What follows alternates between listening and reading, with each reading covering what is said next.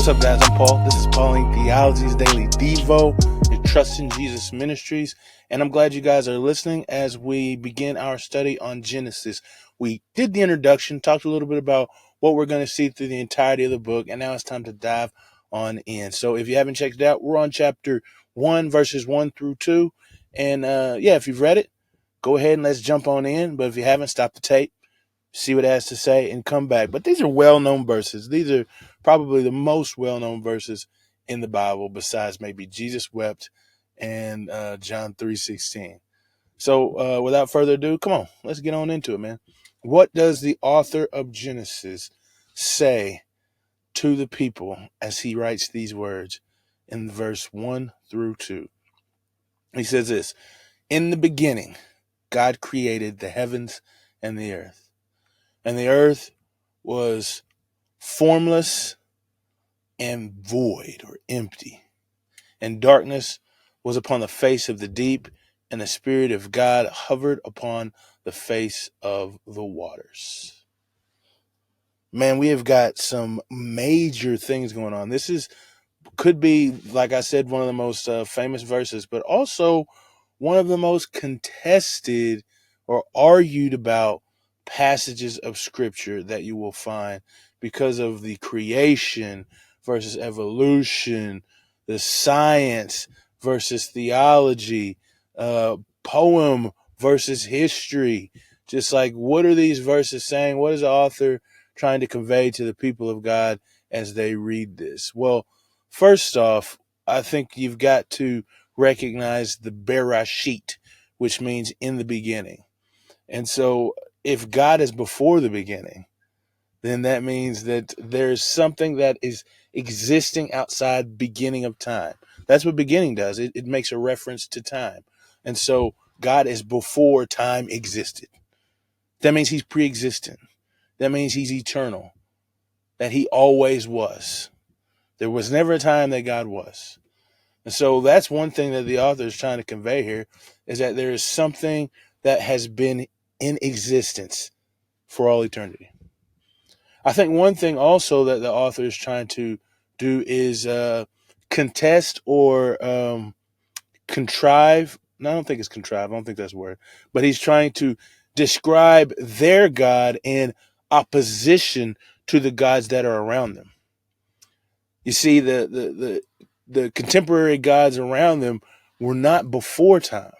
They were actually a part of this created order. And so when it says that in the beginning, God created the heavens and the earth, that means God is separated from the things which he created. See, the word heaven and earth is what's called a merism. It means that it captures everything that is from heaven to earth. And so for us, maybe a better translation would be, in the beginning, God created the universe. So when he says heaven and earth, that means that he created everything that exists, the entire universe. And so what's different about God, which is amazing to think about, that and it's a statement, or it's a testament to the fact that God is real, he's true, is that that God revealed himself in a way that is separate from what all of the contemporary world believed and thought about God. What they believed and thought about God was this God, or was whoever God it is, had to tame and to force or to fight against some kind of chaotic force, and that out of that fighting, that chaos, then the earth and all of its creatures were birthed, or the earth and all of its creatures were created. Now, yes, there was creator gods in those other deities, those other stories, and those other mythologies, but they were always a part of some kind of struggle, and then that these struggles were on the same level of existence as them. And so this is very different from the God of the Bible, from Yahweh, from what the Hebrews believed and what we as Christians believe today. A thing that's also different here is that it says that the Spirit was hovering over the face of the waters, and this darkness, this depth, this deep that's talking about. This is important because, first off, it's the Spirit of God doing this. The Spirit of God is moving over these waters. But the word for moving or hovering that we see actually has a different meaning. It means tremble, or it can mean to rule over in a way, or it can mean to have authority and control over.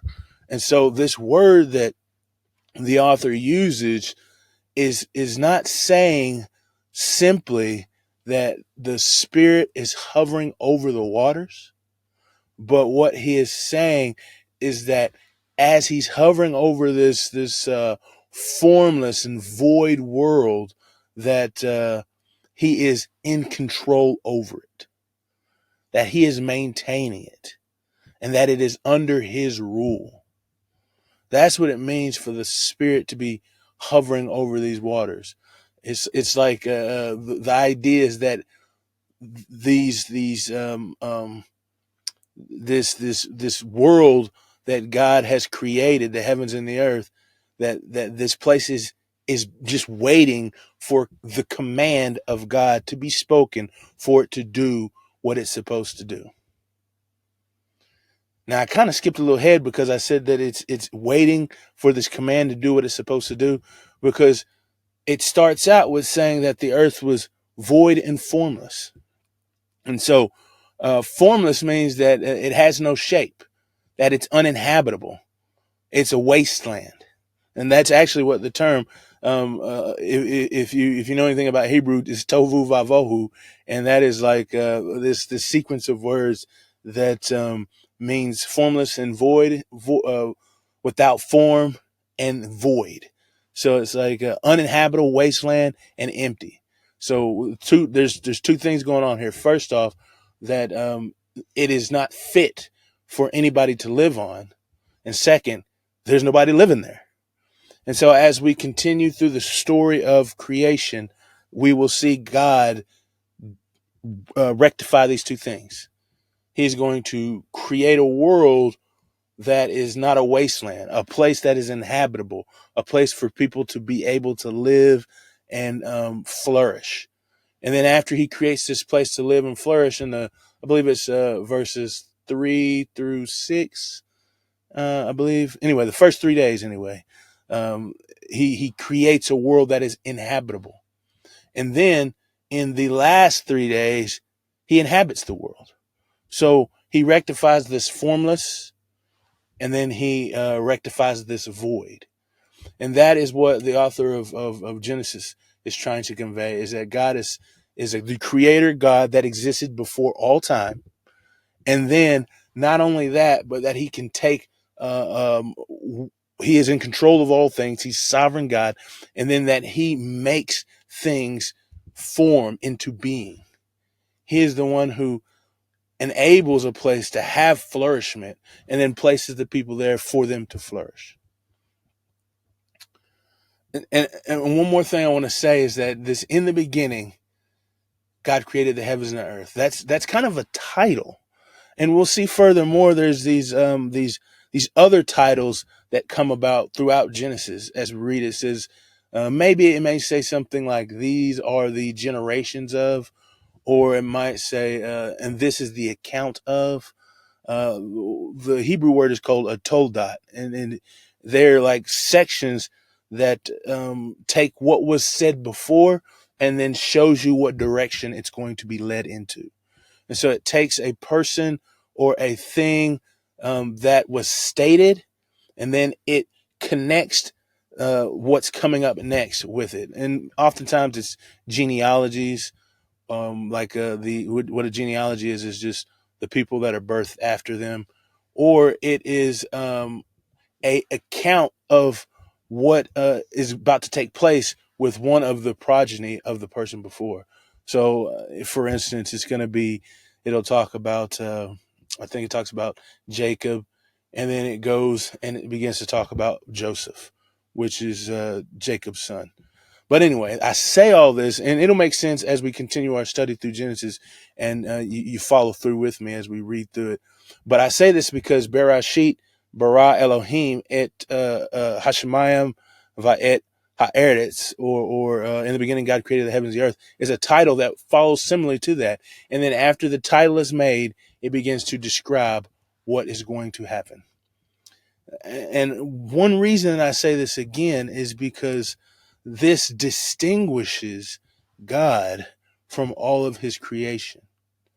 And we're about to go into as well, is this a metaphor for a day, or is this is it an actual literal one day? Is this a poem? And I think we're going to go back to this verse right here, and we're going to talk a little bit about it, because in one sense, when it says, in the beginning, God created the heavens and the earth, that could be a title, which I feel it is a title in the way in which it follows those toe dots, like I talked to you about. Or it could be an indiscriminate amount of time. Like in the beginning, God created the heavens and the earth, and then all of this time is passing by, and then God begins to do and move to making the earth in the next 6 days. It can also be understood as in describing what happens while he is making the world as well. So it could be as saying, when God created the heavens and the earth, this is how it came about. This is what happened. And we'll go back to that as we continue to study in the rest of the book. But now, what is it saying about God? What is the author saying specifically about God? Well, he's saying that he is an eternal, pre-existent God. He is before all things. There was a time, or there was never a time, that God did not exist. Because in the beginning is a reference to time, and God is already there. It also said that he's sovereign and in charge. And we talked about how the Spirit hovering over the waters, that the actual word could mean tremble or fear. And so what it means is that God is in control and is an authority over the land, over the waters that it's hovering over, that he, the Spirit, is hovering over. And so he is a sovereign ruler over the thing which he created. But one other thing is that he's transcendent. We talked about how this is vastly different from the mythologies that are around in other cultures that are in the same area that these Hebrew people were birthed in, that these Hebrew people are who are reading this are living in. And what it says is that he is transcendent from everything that he created. See, the idea of these other ones was that the creation, or I'm sorry, not creation, but the thing that was created was also the same as the one who created it. That's where we get pantheism. I believe that's the word, pantheism, where everything is God. God is everything, or everything is in God. And this is vastly different from the world around them. That God is different, or transcendent is the word, from all of creation. He created it, and he's in charge of it. What's it saying about man? It didn't talk about man, but we can get from the context that this is saying that we are creatures, and that we are his creation, and that God has created us, that he has made us, and we are under him. We are under his rule, just as the Spirit hovered over the waters of the deep, just as the Spirit was hovering over the the face of the deep. So also he is still hovering over us in authority, that he is the ruler over us by right, because he created us. And how should we apply these things to our lives? Well, I think, dude, that this actually is a powerful way of the legitimacy and reality of who God is, that no man could create this up. This is not something a person could just think of in their mind, to be something so vastly different from what the world at that time said about gods, goddesses, and deities. That the God of the Bible could only be known through revelation, special revelation, meaning that God spoke these things to us so that we might know his character. That is the only way that we would be able to come up with some kind of idea or thought about who God is. It's because he revealed it to us. And that's a powerful thing for what's called apologetics, a way to defend the faith that you have. That the God of the Bible is vastly different from what the world, the contemporary world around them believed about God. And that itself, I believe, is almost like a slam dunk for an argument on the reality of God. I appreciate you guys for listening, man. And I hope you're going to enjoy going through Genesis. And remember, man, ask questions. If you got something you want to ask me about the scriptures and what we're going through, how it relates to our lives, or just a little bit of deeper understanding of what it means, or questions that you have pertaining to these scriptures that I haven't even talked about, man, let me know, because I'd just love to answer them to help you to trust in Jesus more, because that's what this is about. Growing in your faith every day to trust in Christ more with your life.